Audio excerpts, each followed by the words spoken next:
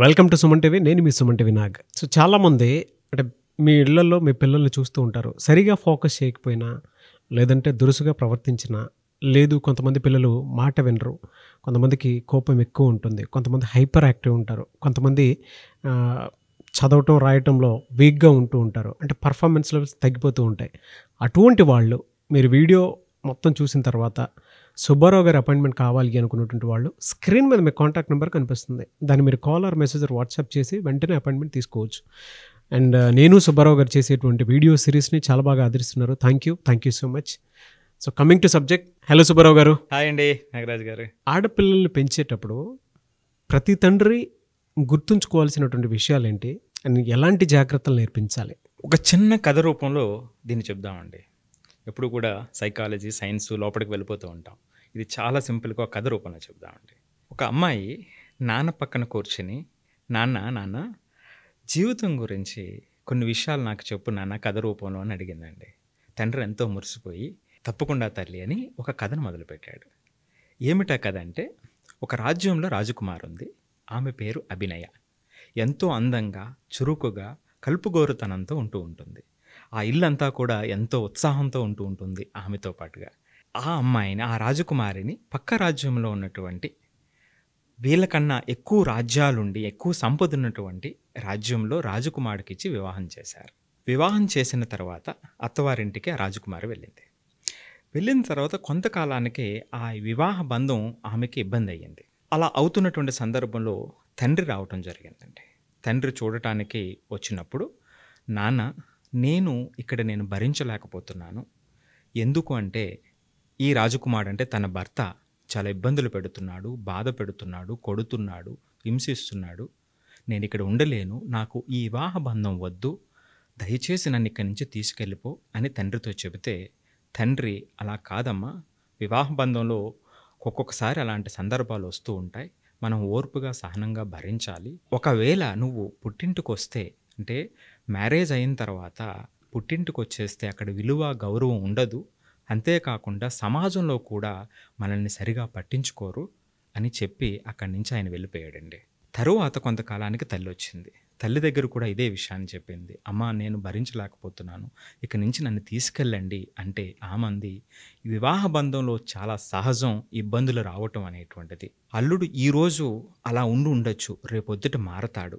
ఒకవేళ నువ్వు ఇక్కడి నుంచి ఇక్కడికి వచ్చేస్తే అటు ఆ కుటుంబం ఇటు మా కుటుంబం రెండూ కూడా ఇబ్బంది పడుతుంది. సో కాబట్టి నువ్వు అలా ఆలోచించొద్దు, కొన్ని రోజులు ఆగితే అన్నీ సర్దుకుంటుంది అని తల్లి కూడా వెళ్ళిపోయిందండి. ఆ తర్వాత ఎవరుంటారండి? స్నేహితులు ఉన్నారు. స్నేహితులతో చెప్పుకునే ప్రయత్నం చేసింది. ఎవరు మట్టుకు వాళ్ళు సర్ది చెప్పడానికి ప్రయత్నించారు తప్ప ఎవరూ కూడా ఆమెకు స్వాంతనివ్వలేకపోయారండి. సో అలా కొన్ని రోజులు గడిచిన తర్వాత ఆ రాజకుమారి ఇంటికి చేరుకుంది అని ఆ తండ్రి కథ ముగించాడండి. కూతురికి చెప్తూ ఆ మాట విన్న వెంటనేనండి కథ చెప్తున్నటువంటి తండ్రిని చూసి ఎంతో ఆనందంగా, అయితే నాన్న ఆ అమ్మాయి అన్నిటినీ తెంచుకొని అక్కడ పుట్టింటికి హ్యాపీగా వచ్చేసి ఉంటుంది కదా, సో ఈ రోజు నుంచి ఈమె నచ్చినట్టుగా ఎంతో ఉత్సాహంగా ఉండొచ్చు, ఈ బాధలు కష్టాలు ఇక్కడితో ఆగిపోయినాయి అని తండ్రితో అడుగుతుందండి. అప్పుడు తండ్రి ఒక్కసారిగా కళ్ళు తుడుచుకుని ఆ తన కూతుర్ని చూసి ఒక్క మాట చెప్తాడండి. కాదు తల్లి, అభినయ శవమై ఇంటికి తిరిగి వచ్చింది. ఎందుకంటే తన భర్త హత్య చేస్తే శవమై ఇంటికి తిరిగి వచ్చిందని చెప్తాడండి.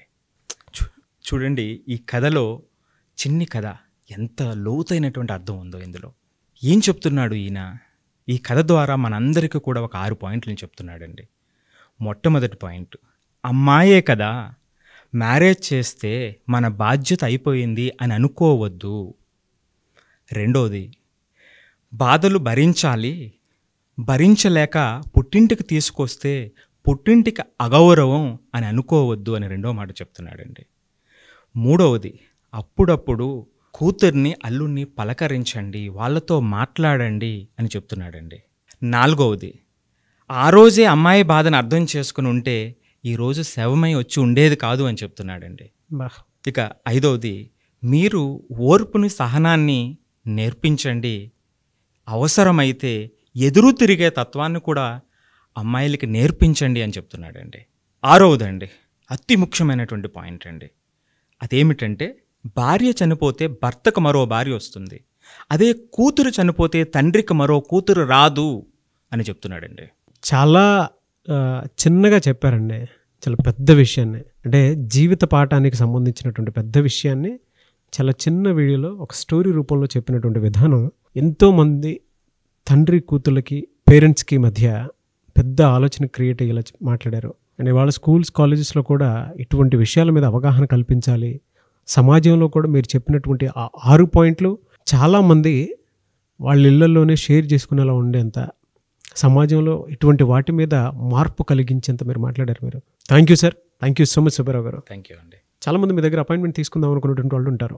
అంటే బిహేవియర్ ప్రాబ్లం వల్ల, లేదంటే పిల్లలు సరిగా ఫోకస్ చేయకపోవడం వల్ల, లేదంటే అతిగా కోప్పడుతూ ఉంటారు. అటువంటివి చాలా చూస్తూ ఉంటాం మనం. అవునండి. మీ దగ్గర అపాయింట్మెంట్ తీసుకోవాలంటే ప్రాసెస్ ఏంటి? సో తప్పకుండా అండి, స్క్రీన్ మీద వస్తున్నటువంటి నెంబర్కి కాల్ చేస్తే పిల్లలకు ప్రత్యేకించి ఉన్నటువంటి ప్రాబ్లమ్స్ 1-to-1 కానివ్వండి, అలాగే జేఈ నీట్ జర్నీలో వచ్చేటువంటి కష్టాలకు సంబంధించి గ్రూప్ సెషన్స్ కానీ జరుగుతూ ఉన్నాయి. వివరాలన్నీ వాళ్ళకి తెలుస్తాయండి కాల్ చేస్తే ఆ నెంబర్కి. సో డైరెక్ట్గా అపాయింట్మెంట్ తీసుకోవచ్చు. సో స్క్రీన్ మీద కనిపిస్తున్న నెంబర్కి సంప్రదించండి.